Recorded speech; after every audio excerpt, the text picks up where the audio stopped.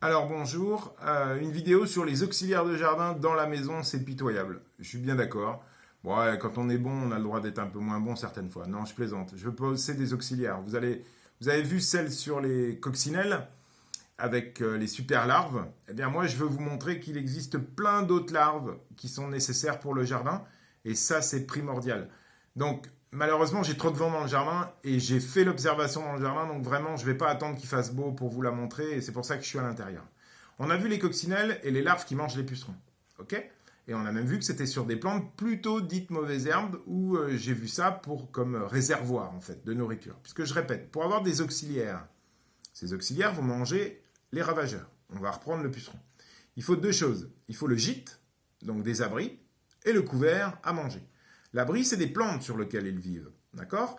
Et donc là, par exemple, dans mon jardin, je laisse venir des fenouilles sauvages, sur lesquelles se développent plein d'insectes, et entre autres des pucerons. Alors vous allez me dire, on cultive des mauvaises herbes pour mettre des pucerons. Oui, parce que je vois arriver un auxiliaire extraordinaire qu'on appelle les cirfes. Et les cirfes, alors je vais vous la montrer, je vous dis, c'est pas terrible, sur un petit bouquin dont je vous citerai la source parce que j'ai pas l'adulte en ce moment dehors. Et puis c'est un insecte qui est très difficile à voir parce qu'il vole relativement vite.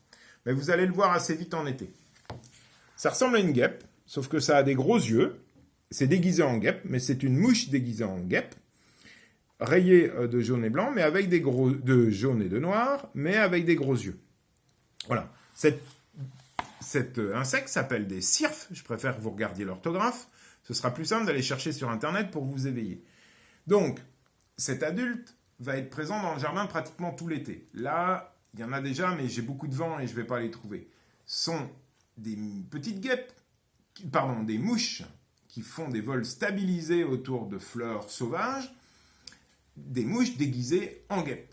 Et ces animaux-là, l'adulte, cette cirfe, se nourrit de tous les nectars de plantes. Ben vous allez me dire, mais alors elle ne se nourrit pas de pucerons.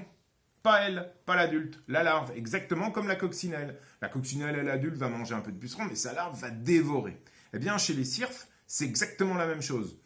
La larve se nourrit énormément de pucerons. C'est un prédateur de pucerons, elle mange que ça. D'ailleurs, elle est pratiquement aveugle et elle fait que manger des pucerons pour prendre l'énergie des pucerons et se transformer après en adulte, donc en mouche déguisée en guêpe. Et donc là, la merveille, et je vous l'ai trouvé dans le jardin, et je vais vous demander un zoom, sur mon fenouil, vous voyez un espèce comme un petit ver, légèrement rayé, qui est en train de manger. Alors vous voyez, rien que le fait de secouer, vous voyez déjà ses proies, que sont les pucerons sur la feuille blanche, et vous la voyez, là elle commence à s'affoler, parce qu'elle est plus du tout dans son milieu, voilà. Donc on a une espèce comme un asticot, vous le voyez bouger, hein, comme un asticot, aveugle, complètement aveugle. Donc vous voyez, il tâte parce qu'il se dit, mais qu'est-ce qui se passe? On dirait peut-être une mésange. Bon, la mésange, elle est grosse, elle a un canotier. Hein. Non, je plaisante. Mais là, cette larve-là, vous la laissez, c'est la larve de cirfe. Elle est en train de se gaver de pucerons, et vous voyez que mon fenouil me sert, et en fouillant un peu, je vais vous en montrer une autre, c'est blindé, pardon, c'est rempli de larve de cirfe. Regardez là comme elle est belle. Je vais essayer de la sortir. Voilà, viens là. On va y arriver. Non, vraiment, je veux vous inviter à... Regardez. Belle. Elle est en train de chercher son milieu. Eh les gars, je suis plus dans le fenouil. Donc, sincèrement, ces larves-là, on la voit très bien. Eh les gars, vous m'avez mis où le fenouil? Alors, elle y va, elle va retourner. Donc, on va faire une petite pause et on va se retrouver à l'extérieur où je vous montre quand même le fenouil et où il pousse. Un petit peu d'humour, c'est vrai, mais c'est vraiment pour vous dire, laissez les adventices en place, c'est le réservoir d'auxiliaires. Par contre, il faut savoir observer. Oui, il y a un petit peu de connaissance, c'est normal.